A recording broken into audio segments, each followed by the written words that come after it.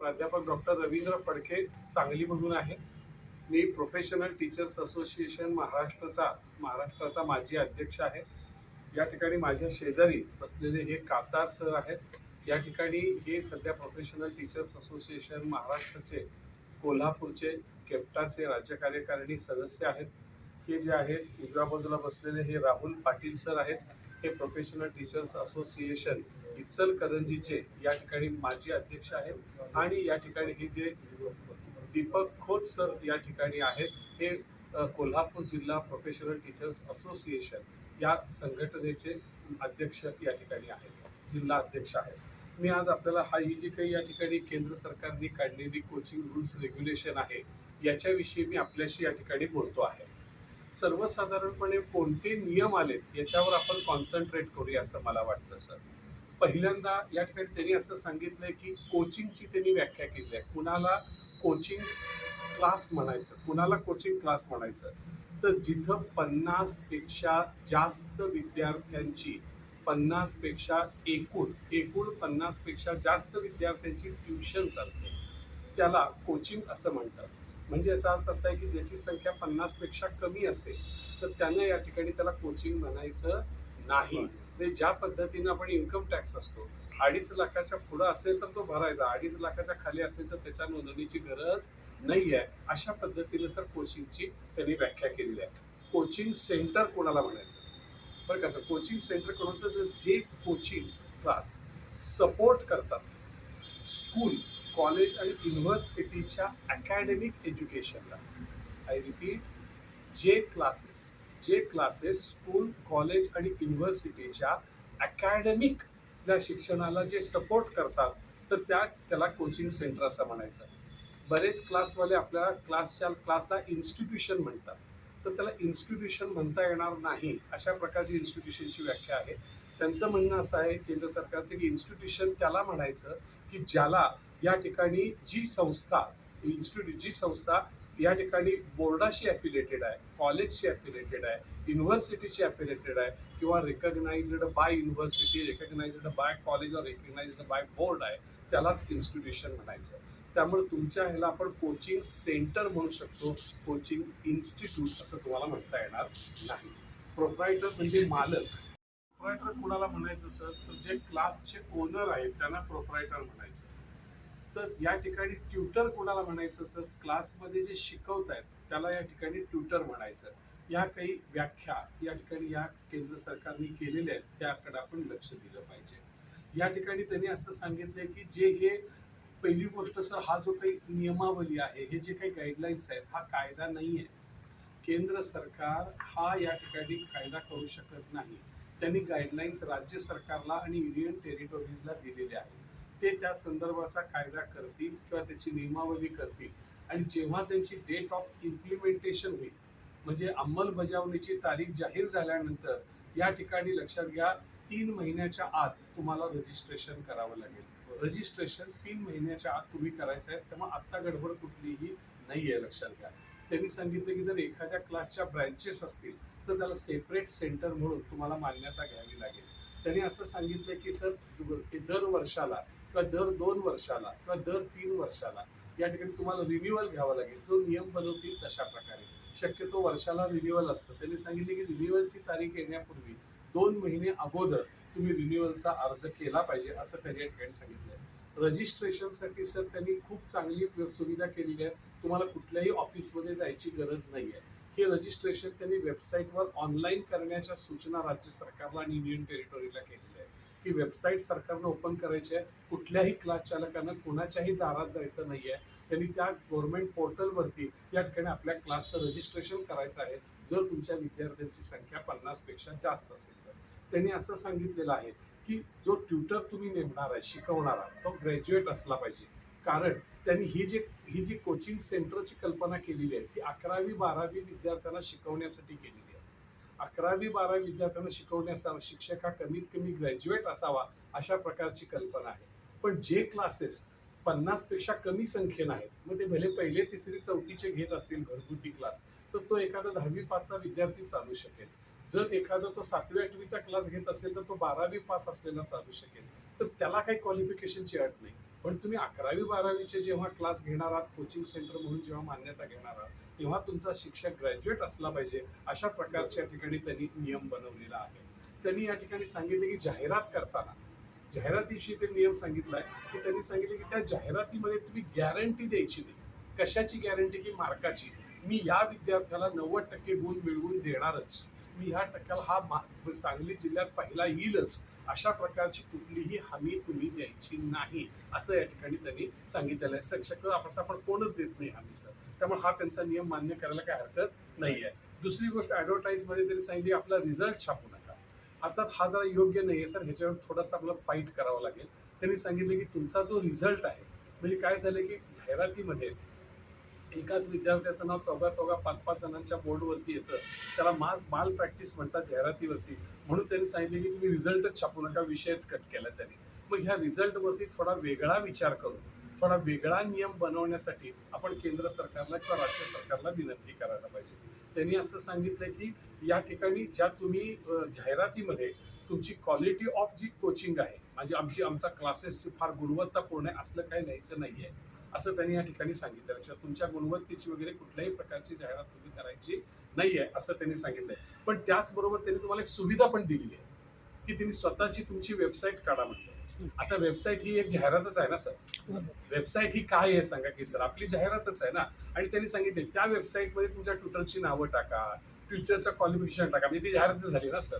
त्यांनी सांगितले की तुमचे कोर्सेस टाका, त्यात त्यांनी सांगितले की तुमचा कोर्सेस किती कालावधीचा आहे, वेकेशन 2 महिन्याची आहे का 7 महिन्याची आहे, 5 महिन्याची आहे, ड्युरेशन टाका, त्याच्यासाठी तुमची फी किती आहे ते टाका, तुमच्या हॉस्टेल फॅसिलिटी असतील तर त्या टाका, तुमच्या फीज किती आहेत ते टाका, तुम्ही फीज कशा रिफंड करणार आहात, इझी रिफंडेबल अशाच्या संदर्भाच्या पण तिथं द्या. एक्झिट पॉलिसी तुमची लिहा, म्हणजे तुम्ही विद्यार्थ्याला बाहेर जायचं असेल तर तो सहजासहजी जाऊ शकला पाहिजे.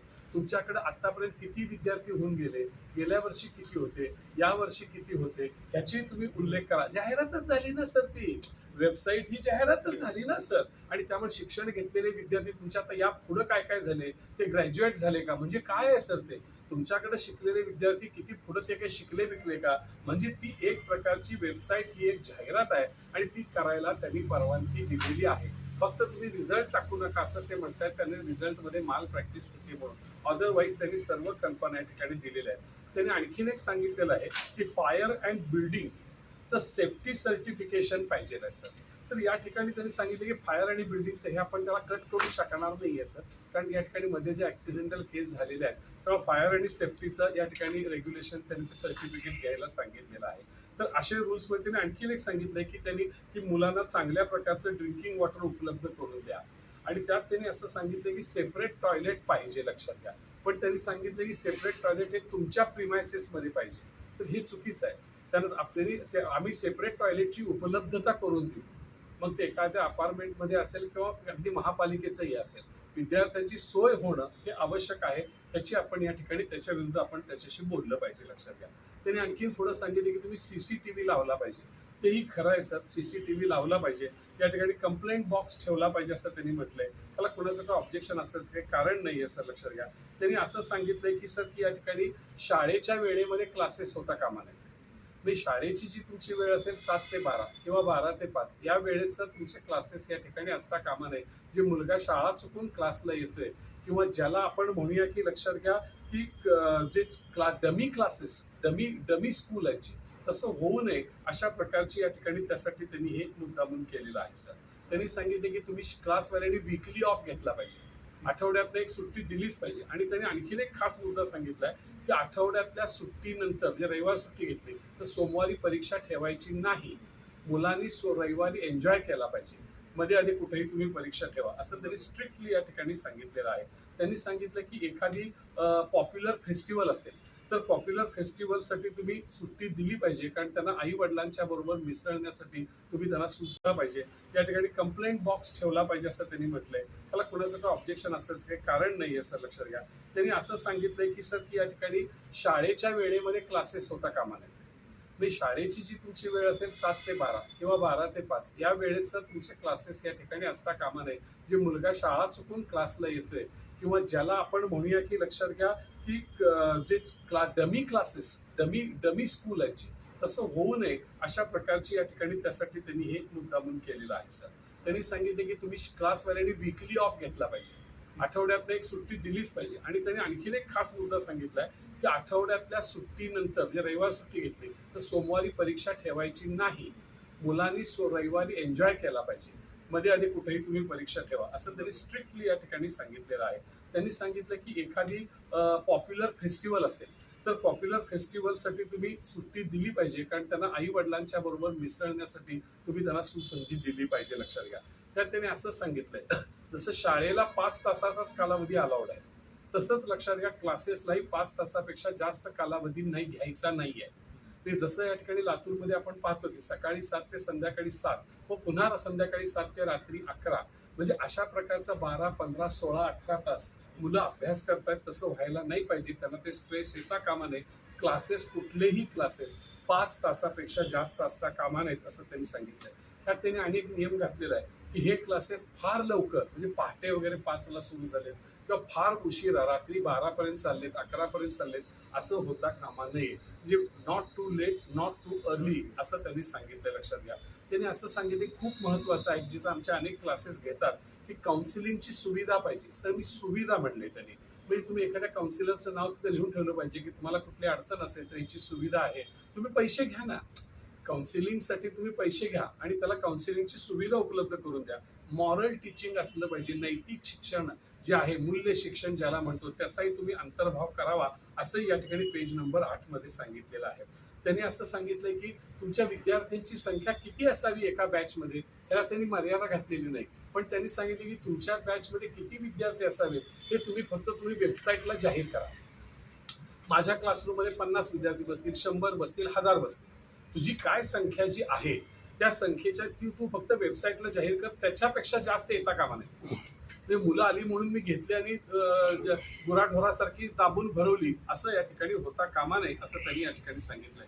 त्यांनी असं सांगितलंय की सर विद्यार्थ्यांची कॅपॅसिटी चेक करण्यासाठी, विद्यार्थ्यांची कॅपॅबिलिटी चेक करण्यासाठी मॉक टेस्ट तुम्ही घेण्याची सुविधा या ठिकाणी, पैसे घ्या तुम्ही त्याच्यासाठी, पण त्याची कॅपॅसिटी त्याला काय करू शकतो, तो सायन्सला जाण्याच्या लायकीचा आहे का, तो कॉमर्सला जाण्याच्या लायकीचा आहे का IITचा कोर्स करावा, त्यासाठी तुम्ही एक मॉक टेस्ट घेऊन त्याच्या कॅपॅबिलिटीज करा असं त्यांनी सांगितलेलं आहे. त्यांनी सांगितलं की लक्षात घ्या कोचिंग, त्यांनी कोचिंगवरती स्पष्ट लिहायचे नो गॅरंटी ऑफ सक्सेस, यशाची तुम्ही हमी देऊ नका. म्हणजे माझ्या क्लासला आला की तो 100% यशस्वी होशील असं नाही, तू प्रयत्न केलास तर यशस्वी होशील असं तुम्ही घ्या. त्याला प्रयत्न तुम्ही त्याची सक्सेसची गॅरंटी देऊ नका असं त्यांनी त्या जाहिरातीमध्ये सांगितलेलं आहे. ठीक आहे ना सर, तू अभ्यास केलास, तू आम्ही शिकवतो, योग्य मार्ग दाखवतो, तू अभ्यास कर असं त्यांनी सांगितलंय. या ठिकाणी त्यांनी असं सांगितलं की तू विद्यार्थ्यांचा, तुम्ही जसं PK पिक्चर बघितला बघा सर, 3 इडियट्स, त्यामध्ये सांगितलं की तुमचा रिझल्ट जो आहे तो पब्लिक करू नका. म्हणजे विद्यार्थ्याचा रिझल्ट या ठिकाणी लक्षात घ्या सगळ्यांच्या समवेत सांगू नका, किंवा या ठिकाणी विद्यार्थ्यांचा रिझल्ट लक्षात घ्या बोर्डवर लावू नका, पब्लिक करायचा नाही, लक्षात घ्या. त्याच्यामुळे कमी मार्क पडलेल्या मुलांना वाईट वाटते, तसं करू नका असं त्यांनी सांगितलं, लक्षात घ्या. आणि त्यांनी असं सांगितलं की तुम्ही तुमच्या क्लासमध्ये प्रशिक्षित काउन्सिलर आणि सायकॉलॉजिस्ट नेमले पाहिजेत किंवा उपलब्ध त्यांची नावं लिहून ठेवली पाहिजे. तुम्ही ते आपण ठेवू शकतो हे आपण लक्षात घ्या. आणखी काही रूल्स आहेत त्याच्यामध्ये असं त्यांनी सांगितले, लक्षात घ्या की या ठिकाणी अकॅडमिक परफॉर्मन्स लक्षात घ्या जो आहे की अकॅडमिक म्हणजे तुम्ही शैक्षणिक जी कामगिरी आहे त्याच्याबद्दल लक्षात घ्या. तुम्ही कुठल्याही प्रकारचे जे एकदा तुमची फी ठरल्यानंतर तुम्ही जादा फी आकारता कामा नये असं या ठिकाणी त्यांनी सांगितलंय. दुसरं त्यांनी असं सांगितलंय, लक्षात घ्या की तुम्हाला जर तक्रार आली, वेबसाईटवर जर तुम्ही केलेली तक्रार आली आणि समजा तुमच्याकडे चेक करण्यासाठी कॉम्पिटंट अधिकारी आला तर त्याच्याकडे तुमच्याकडे दाखवण्यासाठी रेकॉर्ड किंवा रजिस्टर असलं पाहिजे. मग ते भले ऑनलाईन असो, डिजिटल असो, what ever it may be, ते उपलब्ध असलं पाहिजे, लक्षात घ्या असं त्यांनी सांगितलेलं आहे. त्यांनी सांगितलं की तुमचा अॅन्युअल रिपोर्ट तयार पाहिजे काय असेल तो, आणि त्याच्यावरती तुम्ही जे काही तुमचा अॅन्युअल रिपोर्ट असेल तो सही शिक्क्यानिशी या ठिकाणी पाहिजे आहे. त्यांनी सांगितलं की जो तुम्ही पत्ता देताय त्याचं सेंटर शिफ्ट करायचं नाही कॉम्पिटंट अधिकाऱ्याची परवानगी घेतल्याशिवाय. नाहीतर तो शिक्षक इथे येऊन चेक करायला येईल आणि ते तुमचं सेंटरच नसेल, असं होता कामा नये. या ठिकाणी त्यांनी असं सांगितलं की जर एखाद्या विद्यार्थ्यानं तक्रार केली किंवा एखाद्या पालकानं तक्रार केली तर 30 दिवसाच्या आत तुम्ही ती तक्रार मिटवली पाहिजे, ते त्या क्लास संचालकाने, नाहीतर त्याची दखल कोण घेईल, लक्षात घ्या, कॉम्पिटंट अधिकारी घेईल. त्यांनी असं सांगितलं की लक्षात घ्या जो कॉम्पिटंट अधिकारी आहे, सक्षम अधिकारी, त्याला सिव्हिल कोर्टाचा दर्जा दिला जाईल. सिव्हिल कोर्ट म्हणजे त्याला आपण तहसीलदाराचा दर्जा म्हणूया, त्याला डेप्युटी कलेक्टरचा दर्जा म्हणूया, म्हणजे त्याला सर शिक्षा करण्याचा अधिकार असेल त्या करतो. तो जर तुम्ही ह्यातले कुठलेही नियम मोडले तर पहिली तो दंड करेल 25,000 रुपये आणि पुन्हा तशीच चूक तुम्ही केली तर तो दंड करेल 1,00,000 रुपये. तर अशा प्रकारचा दंड करण्याचा त्याला अधिकार या ठिकाणी असू शकेल. ठिकाणी नेमकं सर केंद्र सरकारनं काय हेतूनं या ठिकाणी हा कायदा किंवा ही गाईडलाईन्स बनवलेली आहे त्याचे ऑब्जेक्टिव्ह आपण लक्षात घ्यावे. त्यांनी असं सांगितलंय सगळं त्या ऑब्जेक्टिव्ह खूप चांगले आहेत. To ensure safety and security of the students, विद्यार्थ्यांची सुरक्षितता या ठिकाणी याची खात्री देण्याकरता. To avoid exploitation of the students, विद्यार्थ्यांची पिळवणूक टाळण्याकरता. टू फोकस हॉलिस्टिक डेव्हलपमेंट, म्हणजे अष्टपैलू विकास, सर्वांगीण विकास विद्यार्थ्याच्या होण्याकरता त्याच्यावर लक्ष केंद्रित करण्याकरता. टू प्रोव्हाइड करिअर आणि सायकोलॉजिकल गायडन्स, म्हणजे या ठिकाणी करिअर गायडन्स आणि लक्षात घ्या मानसशास्त्रीय मार्गदर्शन पुरवण्याकरता हे ऑब्जेक्टिव्ह आहेत सर क्लासेसचे बद्दलचे. टू अवॉइड डमी स्कूल्स, काही ठिकाणी जे लक्षात घ्या की तिथं शाळेत नाव नोंदवले पण विद्यार्थी तिथं नाहीच आहे, तो कुठेतरी वेगळ्याच क्लासमध्ये बसतोय, अशा डमी स्कूल्स आहेत या ठिकाणी ते टाळण्याकरता. To provide additional support in academics, हा मेन हेतू आहे सर. म्हणजे जे शाळेमधले अकॅडमिक्स आहेत, शिक्षण आहे, त्याला सपोर्ट करण्याकरता ॲडिशनल सपोर्ट करणं हा क्लासेसचा मूळ उद्देश आहे. टू प्रोव्हाइड ॲडिशनल सपोर्ट, हे पेज नंबर 7 वर आहे सर. पेज नंबर 7 वर 10व्यातला तिसरा आकडा महत्वाचं आहे sir. To provide additional support in academics, म्हणजे शिक्षणामधल्या या ठिकाणी ज्यादा सपोर्ट करण्याकरता. To organise co curricular activities, म्हणजे शिक्षण पूरक जे आहे डान्स, अमुक तमुक, संगीत, ह्या सगळ्या गोष्टींचं नियोजन करण्याकरता. अशा प्रकारचं लक्षात घ्या हे ऑब्जेक्टिव्ह ठेवून त्यांनी रूल्स बनवलेले आहेत लक्षात घ्या. त्यात त्यांनी सरकारनं असं सांगितलंय लक्षात घ्या या ठिकाणी की मूळ त्यांचा जो उद्देश आहे कोचिंग क्लासेस हे करण्याकरता मूळ सरकारचा उद्देश आहे नॅशनल एज्युकेशन पॉलिसीमध्ये टू इलिमिनेट कोचिंग कल्चर. जे कोचिंग कल्चर प्रचंड वाढलंय सर, म्हणजे म्हशीपेक्षा रेडकू मोठं झालंय म्हणते सर. ते शाळेचा दर्जा, शाळेचं महत्व कमी झालं आणि क्लासेसचं महत्व वाढलंय, म्हणून त्यांनी टू इलिमिनेट कोचिंग कल्चर म्हटले. त्यांनी ते क्लासेस संस्कृती ही नष्ट करण्याकरता सरकारनं काही उपाययोजना केली. त्यातली एक उपाययोजना फार महत्वाची आहे, त्यांनी ती केलेली आहे. पान नंबर 3 16वा नियम. नॅशनल टेस्ट एजन्सीनं या ठिकाणी फ्री मोबाईल ऍप लॉन्च केलाय सर. नॅशनल टेस्ट एजन्सीनं फ्री मोबाईल ऍप लॉन्च केलेला आहे. त्याला म्हणलंय National Test Abhyas for NEET आणि JEE. नीट आणि JEE साठी नॅशनल टेस्ट अभ्यास अशा नावाचा फ्री मोबाईल ऍप त्यांनी सुरू केलेला आहे. आणखीन एक सर क्लासेस कोचिंग कल्चर नष्ट करण्याकरता त्यांनी आणखीन एक केले की फॉर्मॅटिव्ह असेसमेंट ते आणणार आहेत. या ठिकाणी समेटिव्ह असेसमेंट पेक्षा, म्हणजे ह्याच्या पुढील काळामध्ये क्लासेसला पोरं जाऊ नयेत म्हणून समेटिव्ह असेसमेंट म्हणजे काय, जे आता आपण परीक्षा घेतो, वार्षिक परीक्षा असतील, सेमिस्टर परीक्षा असतील, लेखी परीक्षा असतील, ह्याला समेटिव्ह असेसमेंट म्हणायचं. म्हणजे आधी शिकवायचं आणि वर्षाच्या शेवटी परीक्षा घ्यायची आणि मग ठरवायचं पोराला आलंय की नाही, ह्याला म्हणतात समेटिव्ह असेसमेंट. आणि फॉर्मेटिव्ह असेसमेंट म्हणजे काय, शिकवत असताना त्या विद्यार्थ्याला शिकवत असताना तो विद्यार्थी जो काही उत्तर देतोय, तो काही लक्ष देतोय किंवा त्याच्यावर त्याचं मूल्यमापन करायचं की त्याला समजलंय का नाही, आणि त्याला म्हणायचं लक्षात घ्या फॉर्मेटिव्ह असेसमेंट. मग ह्याच्या पुढे सर ते परीक्षा पद्धती बंद करून फॉर्मेटिव्ह असेसमेंटवर या ठिकाणी लक्ष केंद्रित करण्याचा पुढचा त्यांचा मानस आहे, जो पुढील 1-4-5 वर्षामध्ये येईल. त्याच्यामुळे कोचिंग कल्चर नष्ट होईल असं या ठिकाणी त्यांना वाटतं. याच्यावर त्यांनी लक्ष केंद्रित केलेलं आहे लक्षात घ्या. सध्या काहीतरी कोचिंग क्लासेस विषयी रेग्युलेशन ऍक्ट बनवलेले आहेत लक्षात घ्या. म्हणजे त्यांनी नाव दिलेलं आहे कोचिंग क्लासेस रेग्युलेशन ऍक्ट, किंवा त्यांनी दुसरं नाव दिलंय ट्युटोरियल इन्स्टिट्यूट्स रेग्युलेशन ऍक्ट. ह्या नावाने या ठिकाणी बिहारमध्ये 2010 साली कायदा आलेला आहे, गोव्यामध्ये 2001 साली आलेला आहे, उत्तर प्रदेशमध्ये 2002 साली, कर्नाटकमध्ये सुरुवातीला अल्प प्रमाणात 1983 ला आणि नंतर 1995 ला, मणिपूरमध्ये 2017 ला आणि राजस्थानमध्ये 2023 ला गाईडलाईन्स आलेले आहेत लक्षात घ्या. आणि त्या गाईडलाईन्स मध्ये महत्वाचं मी सांगतो की त्या गाईडलाईन्स मध्ये एक तो मुद्दा आलेला आहे की 16 वर्षाच्या खालील जी मुलं आहेत, 16 वर्षाच्या खालील मुलांना या ठिकाणी नीट किंवा JEE सारख्या कॉम्पिटेटिव्ह एक्झामच्या प्रशिक्षणाची गरज नाही आहे. त्यांना त्याच्यासाठी प्रशिक्षणासाठी कोचिंग क्लासेसला घेऊ नये असं त्यांनी ते स्पष्ट म्हटलेलं आहे. 16 वर्षाच्या खालील मुलांना या ठिकाणी नीट JEEच्या प्रशिक्षणासाठी या ठिकाणी त्यांना तो ऍडमिशन त्यांना देण्यास मनाई आहे. अशा प्रकारचं राजस्थान गाईडलाईन्स मध्ये आहे सर, जे 2023ला घेतलेलं आहे. फक्त आपल्या ह्याच्यामध्ये ते म्हणलेलं नाहीये. म्हणजे त्यात त्यांनी 16 वर्षाच्या खालील मुलांना कोचिंग क्लासेसला घेता येणार नाही असं म्हटलंय. पण कुठल्या कोचिंग क्लासेसला, तर त्याचा स्पष्ट उल्लेख राजस्थान रेग्युलेशन गाईडलाईन्स मध्ये आहे. त्यात त्यांनी सांगितले की नीट किंवा JEE सारख्या ज्या स्पर्धा परीक्षा आहेत, त्या स्पर्धा परीक्षेसाठीचं प्रशिक्षण 16 वर्षाच्या खालील मुलाला द्यायचं नाही, त्यासाठी त्याला कोचिंग क्लासमध्ये दाखल करून घ्यायचं नाही. आणि हेच नेमकी भूमिका सर आपल्याही या ठिकाणी ह्यात लागू आहे, ती फक्त यात ऍड करायची राहिलेली आहे. ह्याच्या पलीकडे तो काही नाही, ती आपल्याला या ठिकाणी करून घ्यावी लागेल. ह्याच्या मागं सर जाहिरातीसाठी एक सपोर्टिव्ह ऍक्ट आहे, कंझ्युमर प्रोटेक्शन ऍक्ट 1986. त्यामुळं तो जो काही जाहिरातीचा आहे सर मुद्दा, तो जाहिरातीचा मुद्दा जो आहे मिसलिडिंग ऍडव्हर्टाइजमेंट ऑफ कोचिंग, हा सर तिथं मुद्दा आहे. पान नंबर 3 वर रूल्स नंबर 17 मध्ये consumer protection act misleading advertisement of coaching ह्याचा स्पेशल उल्लेख आहे सर त्या ऍक्ट मध्ये. तर त्यामुळे आपल्याला त्याच्यावरती काही फार काही करता येणार नाही, कारण तो ऍक्ट तो आहे आणि त्यामुळे त्याच्याविषयी आपल्याला फार भांडता येणार नाहीये. लक्षात घ्या. ह्याच्यापूर्वी Rupanwal commission of enquiry on suicide होतं सर. ज्या आत्महत्या होत आहेत त्याच्यावरती रूपवाला कमिशननी एन्क्वायरी केलेली आहे. अशोक मिश्रा कमिटी रिपोर्ट होता सर. त्यानंतर लक्षात घ्या, स्टुडंट फेडरेशन ऑफ इंडियानं युनियन ऑफ इंडियाच्या वर्सेस 2013ला PIL दाखल केली होती. ह्या सगळ्याचा आधार म्हणून या ठिकाणी ही गाईडलाईन्स या ठिकाणी दिली गेलेली आहे. लक्षात घ्या.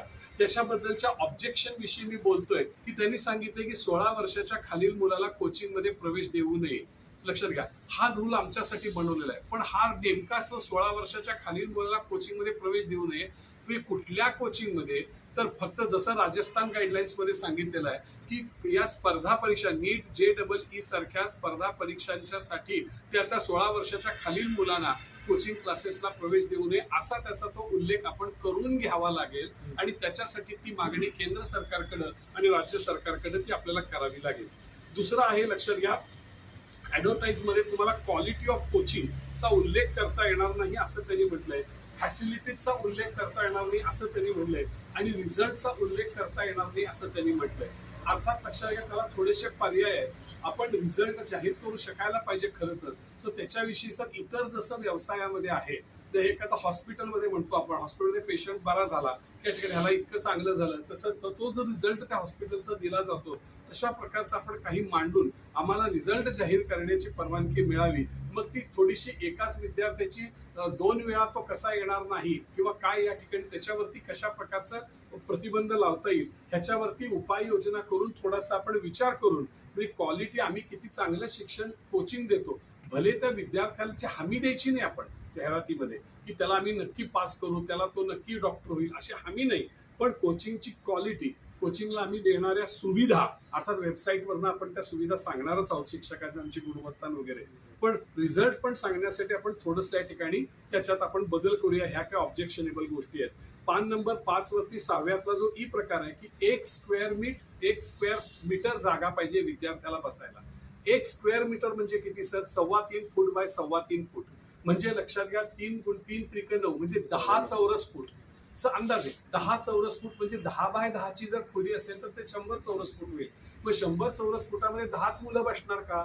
तर तसं आपण बघितलं 100 चौरस फूट खोलीमध्ये आरामामध्ये 20 किंवा 25 मुलं बसू शकतात. म्हणजे हे आपल्याला सर्वसाधारणपणे 5 चौरस फुटाची जागा, 4 किंवा 5 चौरस फुटाची जागा ही विद्यार्थ्याला सफिशियंट आहे. हे आणि मुंबई सारख्या शहराचा विचार करता आपण या ठिकाणी ही गोष्ट शासनाच्या लक्षात आणून देणं गरजेचं आहे. म्हणजे लक्षात घ्या, 1 स्क्वेअर मीटर न म्हणता 0.5 स्क्वेअर मीटर अशा प्रकारची मागणी आपण करण्याची गरज आहे. त्यांनी असं सांगितलं की टॉयलेटची सुविधा पाहिजे, सेपरेट टॉयलेट पाहिजे, मान्य आहे, पण त्यांनी विदिन प्रिमायसेस पाहिजे असा त्यांनी जो उल्लेख केलाय तो आपण बदलून घ्यायला पाहिजे की विदिन प्रिमायसेस या ठिकाणी असू नये, त्याला सुविधा करावी. तरी to provide, to make available the toilet, separate toilets, अशा प्रकारची आपण ती दुरुस्ती करून घेणं या ठिकाणी गरजेचं आहे. आणि सगळ्यात महत्वाचं सर, फॉर्मेटिव्ह असेसमेंटला विरोध आपण करायचा आहे. फॉर्मेटिव्ह असेसमेंट करणं म्हणजे लक्षात घ्या, या ठिकाणी पूर्ण भ्रष्टाचाराचं कुरण त्या शाळेच्या किंवा क्लासेसच्या हातामध्ये देणं आणि विद्यार्थ्याला काहीही न येता या ठिकाणी तो विद्यार्थी पास करणं. म्हणजे फॉर्मेटिव्ह असेसमेंटला कडाडून विरोध केला पाहिजे किंवा आपण त्याच्या विरोधात प्रत्येक मुलांची गुणवत्ता तर ऑलरेडी आसरनं सांगितल्याप्रमाणे ढासळलेलीच आहे, तर ते फॉर्मेटिव्ह असेसमेंटमुळे तर पूर्ण ढासळणार आहे. तेव्हा समेटिव्ह असेसमेंट जे आहे, म्हणजे आताच्या ज्या परीक्षा त्या अधिक कडक कशा होतील आणि गुणवत्ता कशी वाढेल याचाही उल्लेख आपण आपल्या अर्जामध्ये करणं गरजेचं आहे असं या ठिकाणी मला वाटतं. मग ह्याच्यावरती उपाययोजना करत असताना आपण एक 4 गोष्टी करायला पाहिजेत. नंबर 1, आपण जे केंद्रामध्ये मंत्री आहेत, जे काही धर्मेंद्र सर जे आहेत, त्यांना आपण जाऊन भेटलं पाहिजे आणि जे काही तुमच्या ह्या गाईडलाईन्स आहेत, ह्या गाईडलाईन्स मध्ये ही सर दुरुस्ती करावी अशी आपण त्यांना एक नम्र विनंती करणं गरजेचं आहे आणि हे त्यांना पटवून देणं गरजेचं आहे. लक्षात घ्या. नंबर 2, या ठिकाणी आपल्याला सुप्रीम कोर्टामध्ये जाण्याची गरज नाहीये. कारण लक्षात घ्या, आपला जो काही हा सगळा संबंध आहे तो राज्याशी आहे. शिक्षण हे राज्याशी संबंधित असल्यामुळं आपल्याला हायकोर्टामध्येच दाखल केले तर PIL दाखल करावी लागेल. लक्षात घ्या. दुसरी गोष्ट आहे, लक्षात घ्या की अकॅडमी आणि स्कूल याचं या ठिकाणी मला वाटतं हा जो काही बनवण्याचा मूळ होतो तो सुसाईड होतं सर, कोट्यामधलं सुसाईड, आत्महत्येची. पण आत्महत्येचं नेमकं कारण आपण आपल्या या ठिकाणी अर्जामध्ये घालणं गरजेचं आहे. ते कारण काय आहे तर जी परीक्षा पद्धती तुम्ही सुलभ केलेली आहे, ज्याच्यामध्ये तुम्ही 80+20 पॅटर्न 2010 सालापासून आणला आणि इथं विद्यार्थ्याला अपयश म्हणजे काही माहीतच नाही, त्याला काही लिहिता नाही आलं, त्याला बेरीज वजाबाकी नाही आली, तरी सुद्धा तो मुलगा पास होत जातोय, 10वी पास होतोय, 12वी पास होतोय, ग्रॅज्युएट होतोय. अशा प्रकारची ही जी सिस्टीम केल्यामुळे त्या पोराला अपयश माहीतच नाहीये. अपयश पचवण्याची ताकदच त्याची संपलेली आहे आणि म्हणून तो आत्महत्या करतो, ही गोष्ट लक्षात घ्या. आणि असं नाहीये की कुठेतरी बाहेर राहिलाय, कोट्यामध्ये राहिलाय, आई वडिलांच्या पासून दूर राहिलाय म्हणून तो आत्महत्या करतोय, असंही नाहीये. आमच्याकडे आई वडिलांच्याकडे राहून सुद्धा आत्महत्या करणारे विद्यार्थी या ठिकाणी सांगलीमध्ये सुद्धा आहेत. लक्षात घ्या.